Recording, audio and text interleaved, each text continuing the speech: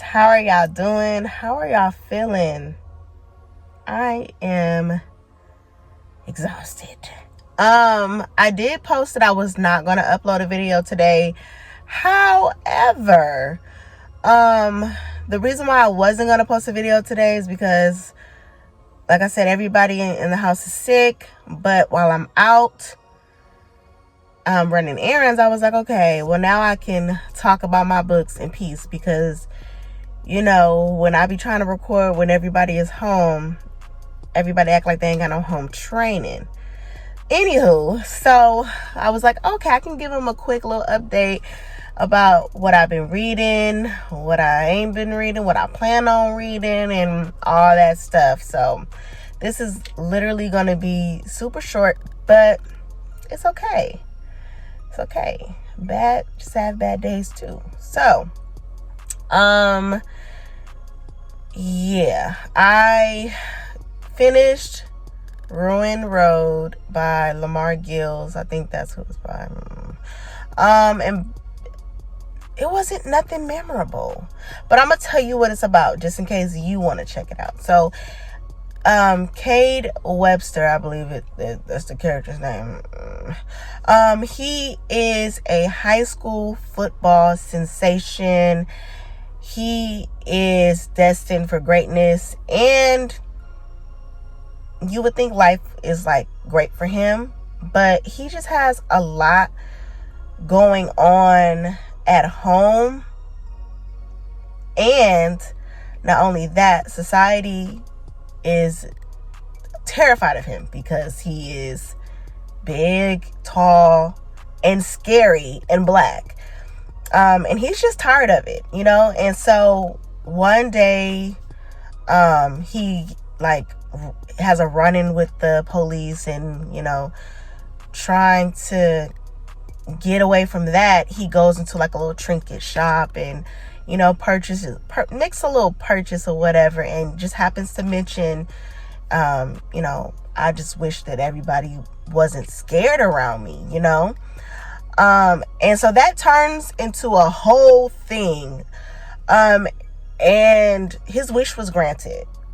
And so everything seems to be going well until he realizes that the people around him have a dangerous amount of courage, to the point where it's starting to get scary and dangerous.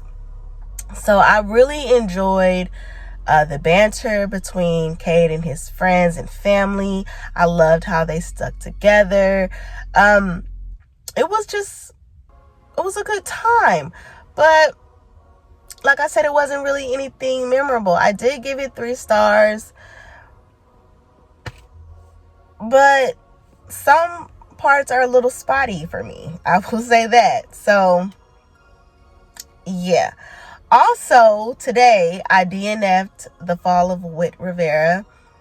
I really wanted to read this cozy rom-com because I did like Crystal's other books, Fat Chance, Charlie Vega, and her sophomore novel that I cannot think of the name of right now.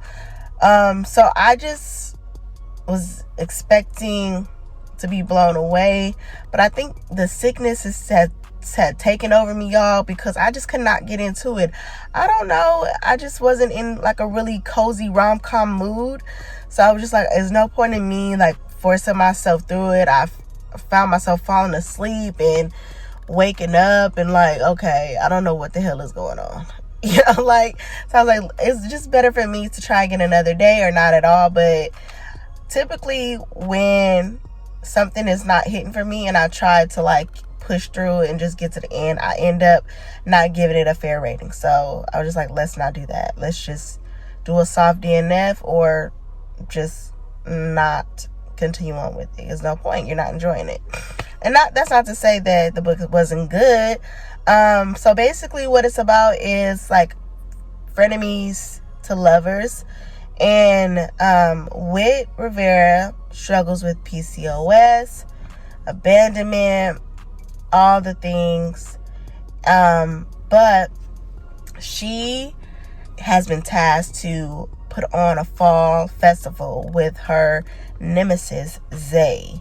And they've been beefing for some time, but as they're putting together this fall dance, they're starting to realize, like, I don't know what we was beefing about. Like, you are with me, you kind of a little annoying, but I think I kind of like you. So that's basically like the gist of the book. But I didn't make it that far, y'all. I did not make it. So you might spin a block on that, we might not. I don't know. Also, it is Novella November. I know a lot of y'all are doing nonfiction November. Y'all, we doing Novella November over here, okay?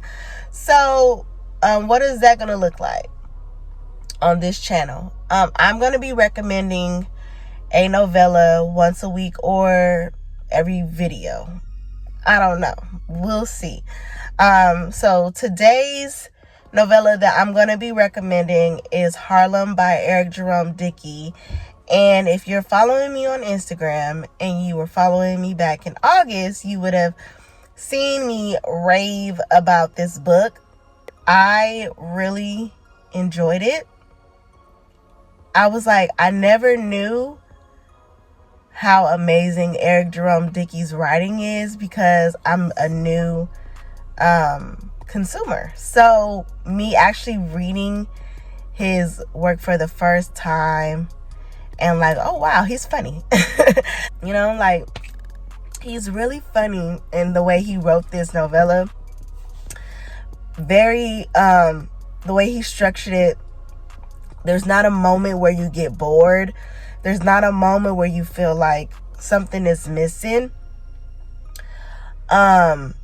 It's really well written for a short story, and it leaves you wanting it to be longer. So basically, Harlem is in an insane asylum because he offed a bunch of people, right? And he was said to be insane, you know? And so while he's in this asylum, he is giving the nurses hell. He is giving them his ass to kiss. He is just not a pleasant patient. But there is one nurse that he has his eye for that always makes sure that he's okay. And her name is Daphne. But Daphne is in an abusive relationship, and she's kind of feeling Harlem. She flirts with him. She is just, you know, his dream, okay? But Harlem has a secret. He didn't tell this lady he ain't crazy for real, and that he committed the murders on his own free will, and he was very aware of what he was doing. And so that's his secret. But one day, you know, the abuse in Daphne, or however the hell you say her name, the abuse in her relationship had gotten so bad that they ended up concocting a plan to, you know, help Harlem, you know, help him break out or whatever. But Daphne got a secret of her own that Harlem may not be ready for. Y'all, when I tell you, you're not going to be able to guess the plot twist. You're not going to be able to guess the plot twist. It's going to leave you with your mouth open, and you're going to be sitting back like, what the F did I just read? And where is the rest of it? I want more, you know?